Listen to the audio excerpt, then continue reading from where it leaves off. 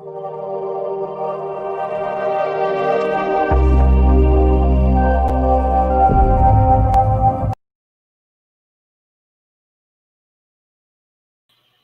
right. Good morning. Good morning. Good morning. It is Saturday and I am an hour early. And the reason is because I have my lovely niece with me and she is already up. Okay, y'all.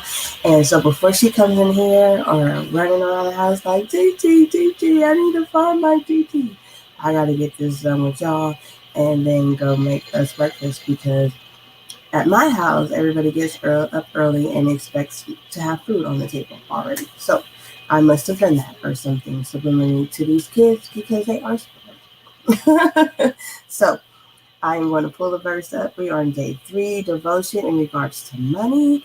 And I am excited about this section because I feel like everybody should learn to be stewards over their finances because then it gives you the breathing room you need to not have to work day in and day out to pay for some things that you probably could have waited on or purchase a little bit smaller. So today we're coming out of Luke 12, verses 33 to 34. It says, and I think he was talking to the rich man in this segment. So it says, sell what you own and give to the poor. Make for yourself purses that don't wear out, riches in heaven that never fail, where no burglar comes near, where no moth destroys. For where your wealth is, there your heart will be also. So let's read what she says, okay? It says, okay, sorry, I really got text this morning. The snippet of Jesus teaching we're looking at today comes at the end of a much longer speech, one you've likely heard before.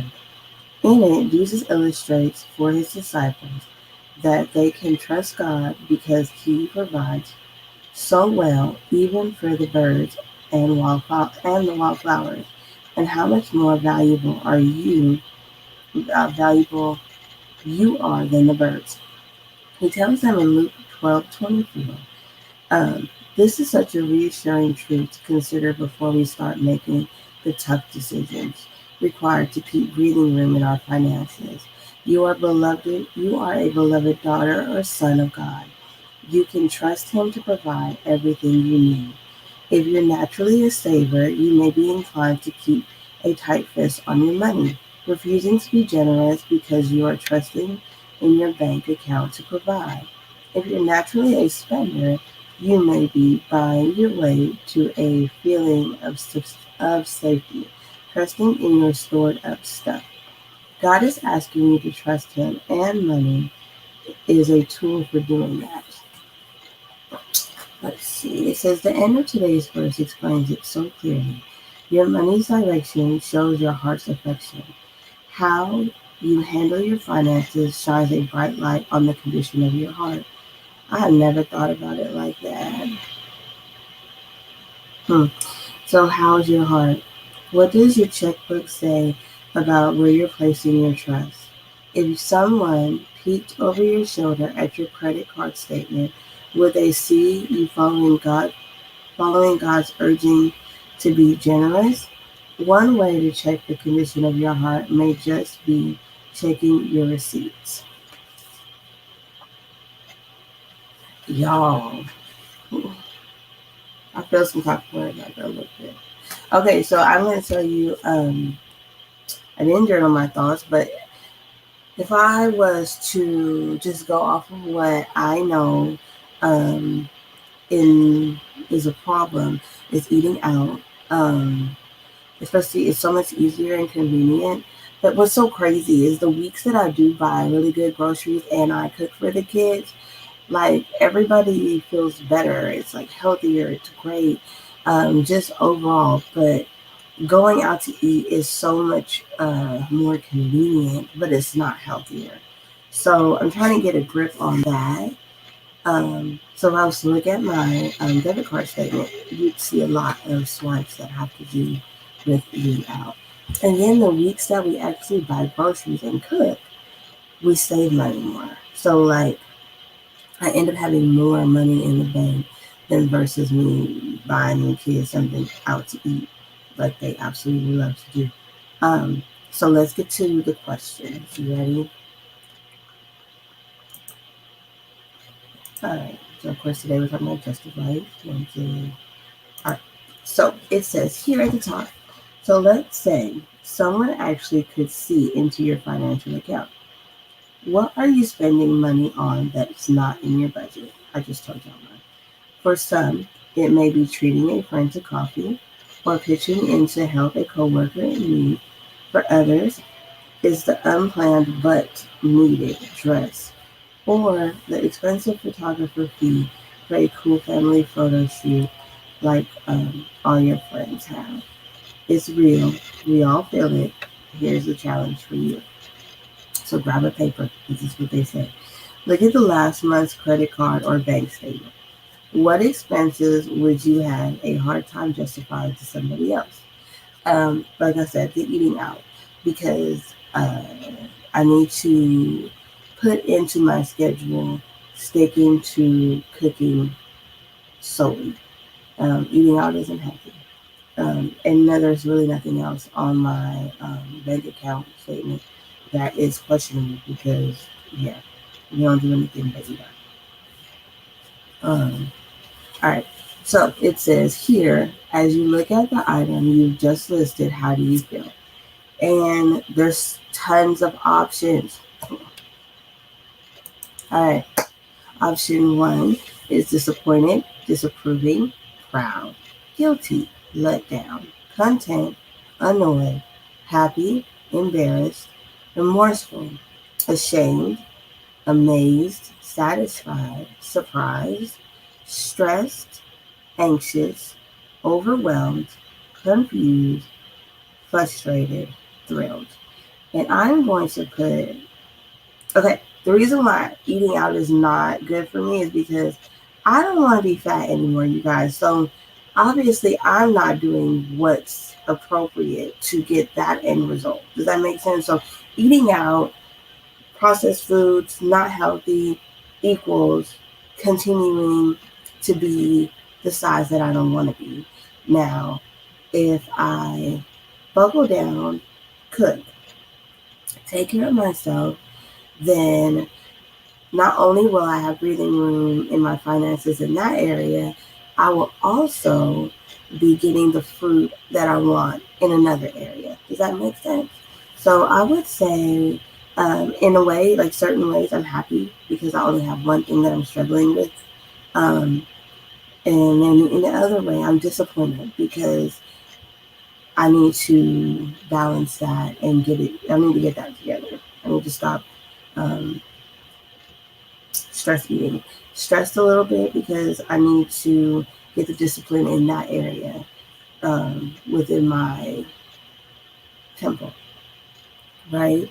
Um, and not let food control me and all that good stuff. That's just being honest. I am content because I'm a lot better off than I was when working life started for me. Like really content in where I'm at. And I'm pretty satisfied. I just need to correlate eating healthy, cooking, and not eating out, and saving money and losing weight at the same time. That's just what I need to do. All right. So then the last thing says, okay, it says this week's video said money is will the most powerful tool we'll ever have for learning to trust our Heavenly Father. Does this match how you were first taught to think about money? No. No, it wasn't. It was work hard, for real, and give 10% to the church. And if you give 10% to the church, this is all honesty, um, then you will reap what you sow, and your money is going to be overflowing. Okay. Um,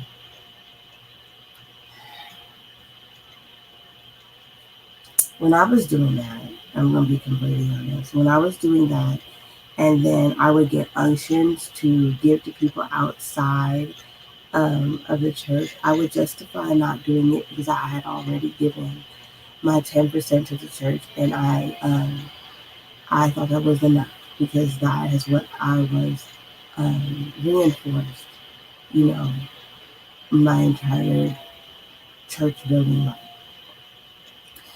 When I became obedient to God and held my 10% and started giving that unction an ear and giving to people that I don't know their names. I don't know who they are. But just whenever I was there, well, I remember one guy one time pulled up.